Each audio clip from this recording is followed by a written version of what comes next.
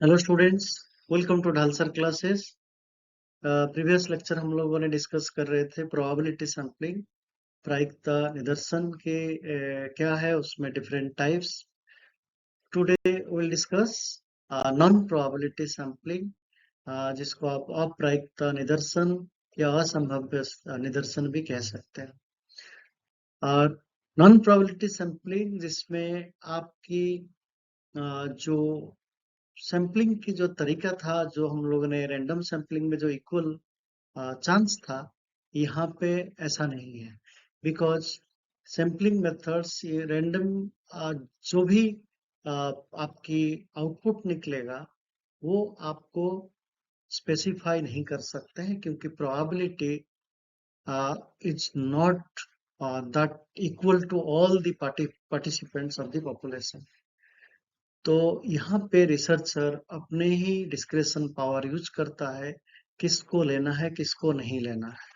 So that means, since it is not possible to specify what probability each member of population, यहाँ पे हर व्यक्ति की equal chance नहीं है, जैसे कि हम लोगों ने प्रोबेबिलिटी सैम्पलिंग में पढ़ा था।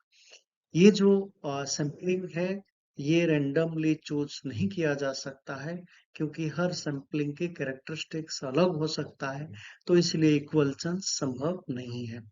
यहाँ पे एक जजमेंट है रिसर्चर को दिया गया है, that how the researcher is sole authority to decide whom to consider.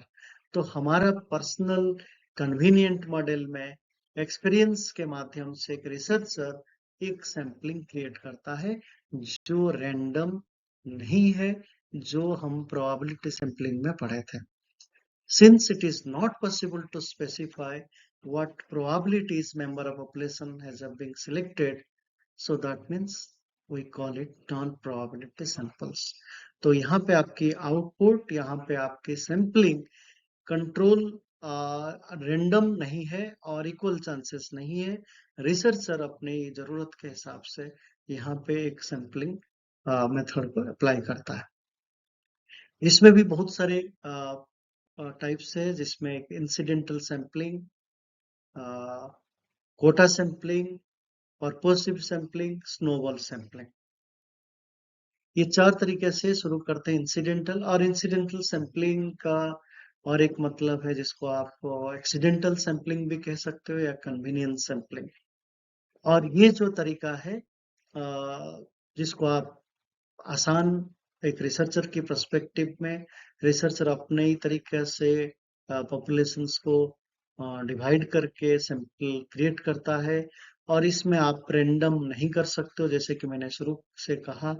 और ये जो सैंपलिंग है इसमें सब्जेक्टिविटी बहुत ज़्यादा रहता है, और एक जनरलाइज्ड कंक्लूजन्स में आसानी से नहीं रह सकता है, because of this non-probability, as well as why it is accidental or incidental, because आप अपने ही यूनिट को, अपने ही अवेलेबिलिटी, अपने ही कन्वीनियंट तरीके से उस सैम्पलिंग को आपने किया है।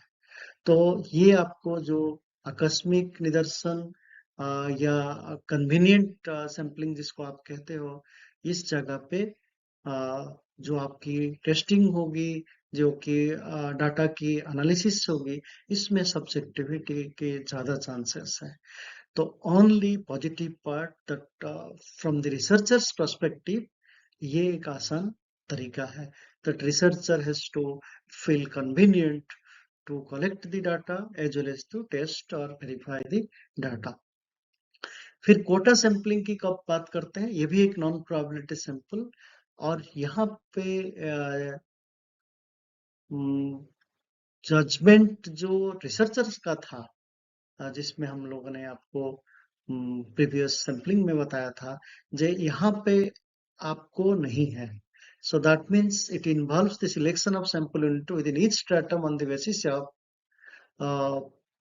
रिसर्चर्स जजमेंट, ना कि आपकी जो कैलकुलेशन होगा टोटल यूनिट से कितना सैंपल होना चाहिए।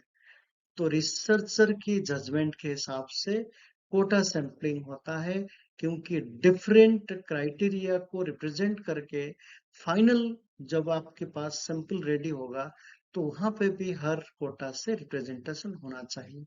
जैसे कि फॉर एग्ज़ाम्पल अगर आपने टोटल यूनिवर्सिटी के स्टूडेंट्स को आपने स्टडी किया, अगर आप उसमें यूजी, पीजी, पीएचडी या science, arts, commerce different criteria को आपने लिया है, तो यहाँ पे रिसर्चर जज अपने हिसाब से कौन सी यूनिट से कितना उसको चाहिए एज पर द रिसर्च। और टोटल जब उनको लगे जे हमें 10% लेना है आर्ट्स, 5% लेना है कॉमर्स, 20% साइंस, तो इस तरीके से जब टोटल आपके सैंपल्स रेडी हो जाता है, then you find that there is a representation from the total population equal। तो आपकी टोटल पॉपुलेशन को भी ये रिप्रेजेंट करेगा जब आप कोटा के तरीके से डिफरेंट क्राइटेरिया से आपने अपनी सैंपल को लिया। जब आप कोटा सैंपलिंग की बात करते हैं, इसमें पहला स्टेप है जे आपकी पॉपुलेशन रूरल अर्बन है या किस तरीके से आपने डिवाइड किया, कम्युनिटी बेस्ड या उसकी दूरता के हिसाब से, जैसे आपको लगे जे हम लखनऊ शहर से या किसी भी कैपिटल सिटी से कितना दूर है, या किस तरीके से आपने डिस्ट्रिक्ट को या एरिया को फाइनल किया, वो फाइनल करना पड़ेगा। देन कोटा सैंपलिंग में आपको लगे ये स्ट्रैटिफाइड तो है ही, क्योंकि आपको डिफरेंट क्राइटेरिया से कास्ट हो, एज हो या रूरल अर्बन इस तरीके से लेना है। बट ये उसके बाद रैंडम सैंपलिंग नहीं है, क्योंकि कोटा सैंपलिंग के साथ अगर रैंडम सैंपलिंग देंगे तो फिर हमारे लिए रिजल्ट और ज़्यादा प्रॉब्लम या नेगेटिव आ सकता है। तो यहाँ पे आपकी हर कैटेगरी से कोटा से आपको प्रोबेबिलिटी देखना है, सेम होना चाहिए जो हम लोगों ने इनिशियल स्टेज में सोचा था लेने के लिए। So that means what is the difference between probability sampling and quota sampling? That means the final units equal to the units we created during our initial stage of sampling।